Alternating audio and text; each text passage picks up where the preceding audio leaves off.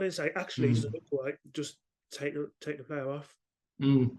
Well, I mean, some of us did, and I definitely think more and more do now. And there was it's really important to remember, Chris, that we were being told as journalists there isn't a problem here. The doctors were telling us there isn't a problem, and in some instances, it was clear the doctors themselves found it quite amusing as an injury, uh, and so we are, as sports journalists, you are bound to a degree to listen to the experts, and that's entirely reasonable. But what I ended up doing was going outside of the experts in sport and going to the experts in brain injury, and going to various hospitals, listening to presentations around repetitive head injuries, listening to the neuropathologists, the neurologists, the people who weren't, their interest wasn't vested in sport, it was vested in medicine and looking after people.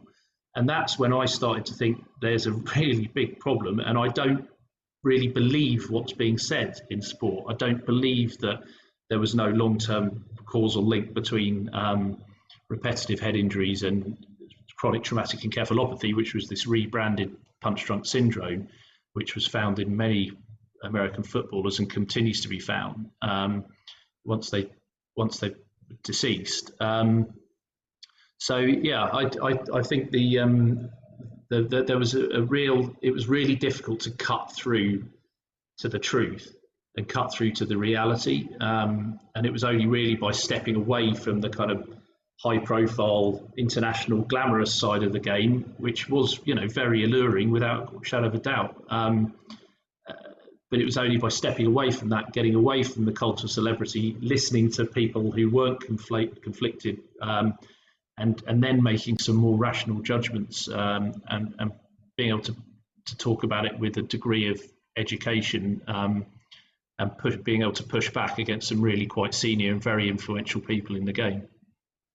Do you think the guidelines around concussion are tight enough now? And I say that in light of the ban that Owen Farrell should have received for the World Cup, where he was lawyers were able to basically overturn that ban, which to me sounds crazy. Like that you could, regardless of a concussion or that, you can actually do that on the field of play. It seems to me that those guidelines around concussion just aren't tight enough, neither morally nor legally.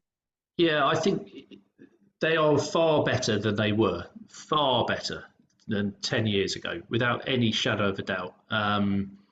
There's so much more awareness of the issue in the sport. There's a clear move towards reducing head-to-head collisions on the pitch, which you just described with the Farrell case.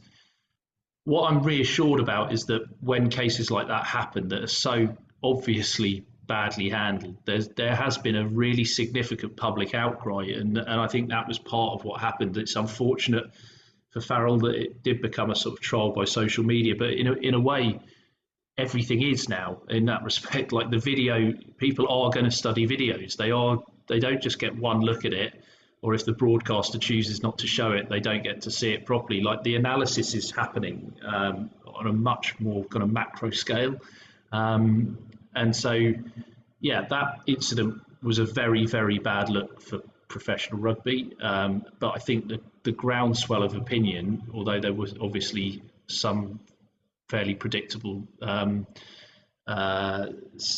voices that said it's fine, there's nothing wrong with it. Clearly there isn't an appetite from the public to see lots and lots and lots of players getting knocked out and suffering brain injuries all the time. What I would say, so I think that has moved in the right direction. Reducing the tackle height is a move in the right direction. Really strictly policing the head injury assessment is basically a good thing. It's better than nothing, definitely.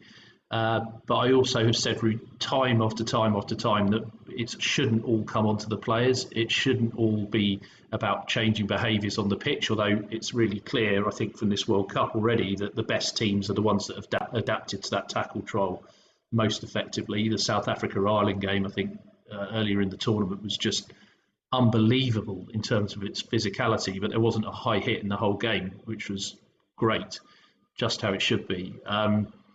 But yeah, I think going back to kind of what I was saying before, the systemic piece is about reducing games, reducing exposure to contact training, and therefore reducing overall exposures to head injuries. The stuff that's going on in the matches is it's quite important, but I don't think it's by any means